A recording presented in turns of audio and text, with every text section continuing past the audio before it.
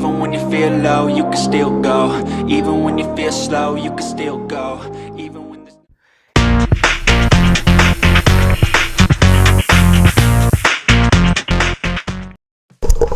සුබ දවසක් සියලු දෙනාට. දිනුම YouTube නාලිකාව නරඹන සියලු දෙනාට. ඉතින් අපි කවුරුත් දැන් බලාපොරොත්තු වෙමින් ඉන්නේ 2025 අවුරුද්දේ වාහන ආනයනය කරලා වත්මන් ආණ්ඩුව පොරොන්දු පරිදි මේ දැන් වාහන මාකට් එකේ තියෙන අධික මිල ගණන් පාලනයකට ඉඩක් කරලා අපිට අලුත් වාහනයක් ගන්න අවස්ථාව සැලසී කියලා ඒකට අවශ්‍ය ක්‍රියාමාර්ගයක් දැන් ආණ්ඩුව ගැනීමට සූදානම් බව ඒගොල්ලෝ ප්‍රකාශ කළා තියෙනවා. ඒකදී අපි වෙනම කරුණක් තමයි ඉදිරිපත් කරන්න හදන්නේ. දැන් අපි 2025 වාහන ආනයනයේදී ඉස්සලාම මේගොල්ලෝ පොදු ප්‍රවාහන වාහන තමයි ගෙන්නන්නේ. ඊට පස්සේ සංචාර කර්මාන්තයට අවශ්‍ය වාහන තුන්වෙනව තමයි මේ පෞද්ගලික වාහන ප්‍රයිවට් වාහන ගෙන්නන්නේ.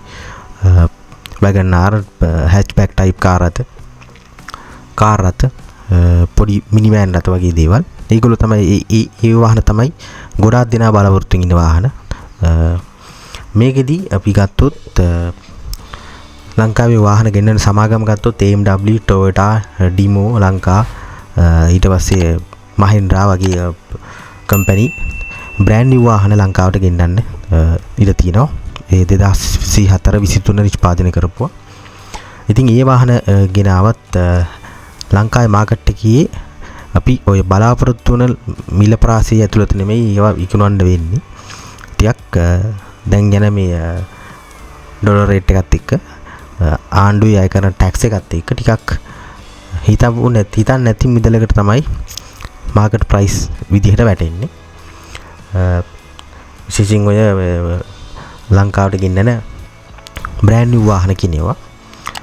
ඊට පස්සේ අපි දැන් හැමෝම බලාපොරොත්තු ඉන්න වාහන වලින් වාසියක් හෝ සහනයක් ලබා ගැනීමට නම් ඔය ජපානයේ කිලෝමීටර් 5000ත් ලක්ෂයක් අතර ධාවනය කරපු රීකන්ඩිෂන් වාහන ලංකාවට ගෙනල්ලා ලංකාවේ විකුණන්න අවසර ලබා දීම තුල තමයි අපි ඔය බලාපොරොත්තු වෙන මේ මිලේ වෙනස සහ ගොඩක් දෙනාගේ ආසාවල් සියලු දේවල් ඉෂ්ට වෙන්න පාර තියෙන්නේ.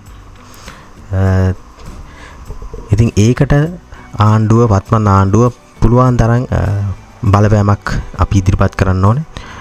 නැතුව අර කම්පැනි වලින් බ්‍රෑන්ඩ් නිව් වාහන ගෙනල්ලා දැම්මයි කියලා අපි බලාපොරොත්තු වෙන දේ ඉෂ්ට වෙන්නේ නැහැ. අපිට ඕන දේ ලබා ගැනීමට නම් ඔය ජපානයේ හොඳට පාවිච්චි කරපු හොඳම කන්ඩිෂන් යටතේ වාහන ලංකාවට ගෙනල්ලා ලංකාවේ සේල් වල මාසයක් ඇතුළත අලෙවි කිරීමට කටයුතු කළොත් තමයි ඒකේ වාසිය මහජනතාවට ලැබෙන්නේ.